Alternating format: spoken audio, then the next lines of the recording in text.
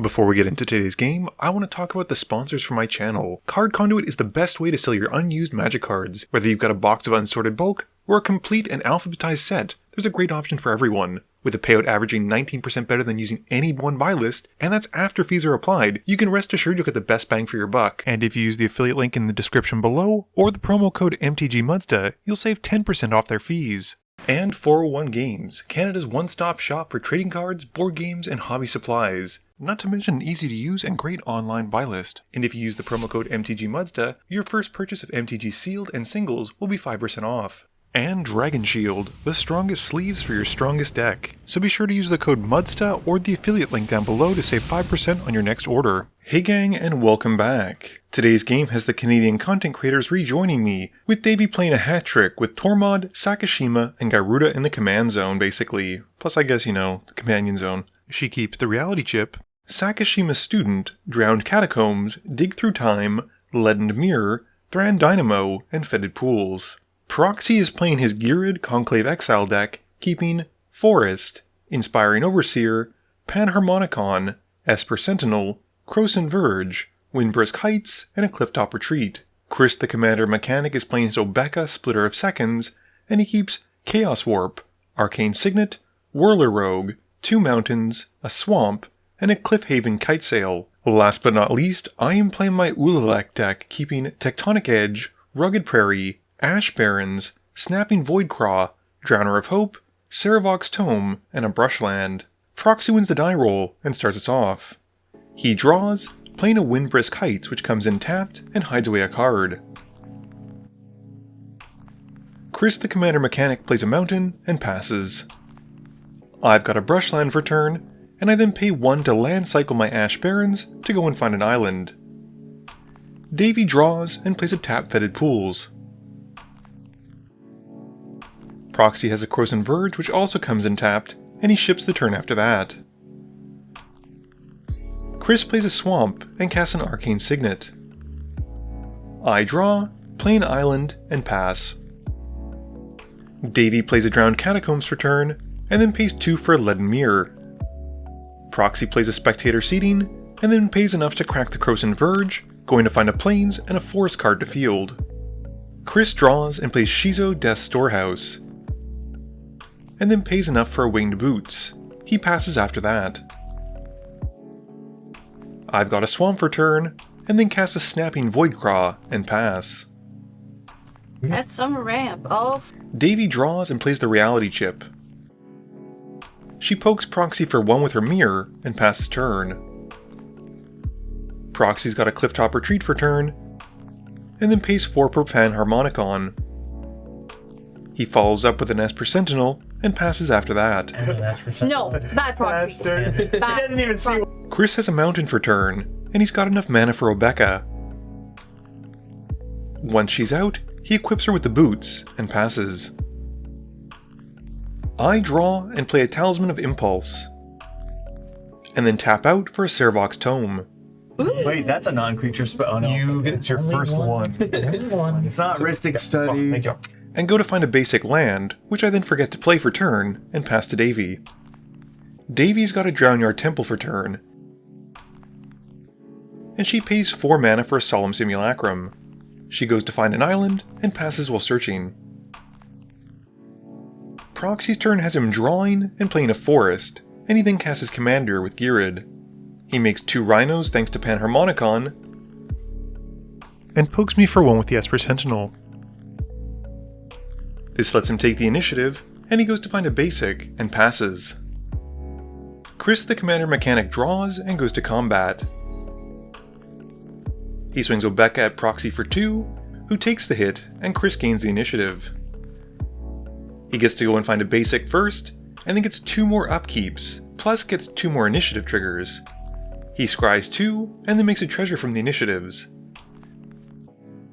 He then moves to a second main phase, playing the island he found, and casting a Whirler Rogue. He passes after that. I draw and play a Forest. I then cast Ulalek and pass to Davey.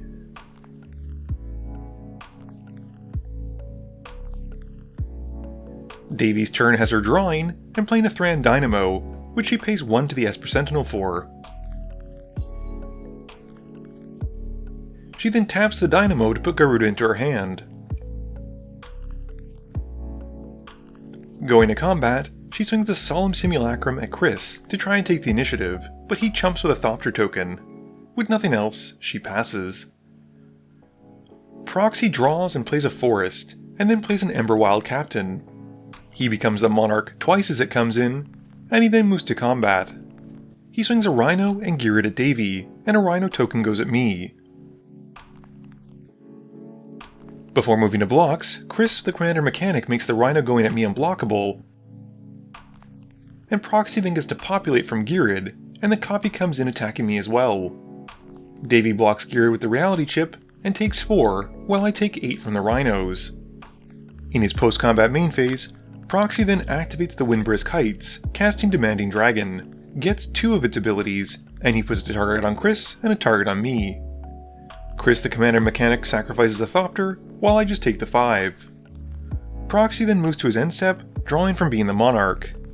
Also during his end step, Chris casts an Infernal Grasp and takes out the Emberwild Captain. Chris, the Commander Mechanic, continues through the initiative, making a 4/1 Skeleton token and then drawing for turn. He then taps the Winged Boots and a Treasure token to make Obeka unblockable thanks to the Whirler Rogue, and he swings her at Proxy. This has Proxy taking 2, and Chris gains 2 more upkeeps before his second main phase, which allows him to complete the Undercity. He gets to keep a Morbid Opportunist, and then resets it, going to find an island, which he then plays in his second main phase. He then passes to his end step, drawing from being the Monarch, and passes. I draw and play Shrine of the Forsaken Gods, and then cast a Worldbreaker. I pay the 2 colorless for Ulalek to copy the ability, and I choose the Panharmonicon and the Winged Boots, and then the Worldbreakers come in. With nothing else, I pass. Davey draws her turn, and she casts Gyruda. This has the entire table milling 4, and she gets to keep a Dreadhound from it. She then mills 3 from the Dreadhound entering, but doesn't hit any creatures. After that, she reconfigures the Reality Chip onto the Solemn Simulacrum, and passes. Proxy's turn has him drawing and playing a Forest. He then goes to combat and swings the Demanding Dragon at Chris. But Chris responds with a Chaos Warp and targets it. This has Proxy shuffling it in, and he hits a land which comes into play. He then casts an Inspiring Overseer, drawing a card as it comes in, and then a Conjurer's Closet. He then passes through his main phases to his end step, and he blinks Ghired on his end step to make another Rhino token. Chris continues through the Undercity and puts 2 +1/+1 counters onto Obeka, and then draws for turn. He plays a Command Tower, and then casts a Ring of Valkis, which he then equips onto Obeka. Going to combat, he swings Obeka at Proxy for 4, and taps the Ring and Treasure token to make her unblockable. Proxy then takes 4, and Chris the Commander Mechanic gets 4 upkeeps. He goads Gyruda, draws a card, and finishes the dungeon again. This time around he keeps a Creeping Bloodsucker from finishing the dungeon, and then drains everyone for 1 as he moves to his last upkeep, and restarts the Undercity, going to find a basic. He then moves to his end step, drawing from being the Monarch, and passes. I draw and play a Waste for turn. I then cast Drowner of Hope and copy it with Ulalek's ability, and then go to combat. I swing my Worldbreaker at Chris the Commander Mechanic, and he blocks it with the Creeping Bloodsucker, and with not much else, I pass after that. Davey's turn has her drawing, and then casting Sakashima, and has it come in as a copy of Gyruda. We all mill our top 4 again, and this time around she keeps our Chaomancer, and we mill a total of 5 creatures, which deals 5 to each of her opponents thanks to the Dreadhound. Davey then returns to hand a Pact of Negation, with the Arcanomancer coming in, and then plays a land off the top of her library thanks to the Reality Chip. She then casts a Tormod's Crypt off the top as well. She then plays Sakashima the Imposter off the top, and once more copies Gyruda. We all mill 4, and this time around she gets a Conduit of Ruin off the trigger, and we take 2 from the Dreadhound as well. Going to combat, she swings her original copy of Gyruda at Proxy, and he double blocks with 2 Rhino tokens. One of the Rhinos and Gyruda dies, and everyone takes 2 more from the Dreadhound. She then passes to Proxy after that. Proxy draws and plays a Mountain. He then plays a Sylvan Library and moves to his end step. This has him flickering the Inspiring Overseer, and he draws a card as it re-enters. Chris the Commander Mechanic drains everyone for 1 with the Creeping Bloodsucker on his upkeep, and goes further into the Undercity, and puts 2 more +1/+1 counters onto Obeka. He then draws for turn, and plays a Soul Ring, and pays the 1 for the Esper Sentinel. He then moves to cast a Court of Ambition, which has Davy responding with Pact of Negation to counter it. He then taps the Arcane Signet and Ring of Valkis to make Obeka unblockable, and he goes to combat. He swings Obeka at Davy, and she takes 11, and Chris gets 11 upkeeps. He puts 11 more counters onto Obeka thanks to the ring, and drains us for 11, and draws a card, and gets a creature from his first run through the Undercity. He reveals and keeps a Twilight Prophet off the Undercity, but still has many more upkeep triggers, and continues to move through them. The first one has him revealing a Steam Vents, and he then scries 2 off the Undercity. He then reveals a Whisper Silk Cloak, draining the table for 3, and then makes a treasure token. He then reveals another land with the Prophet, and makes a skeleton token from the Undercity, and Chris then continues by revealing an Offer You Can't Refuse, which deals 1, and then completes the Undercity, this time around getting the original Sheoldred.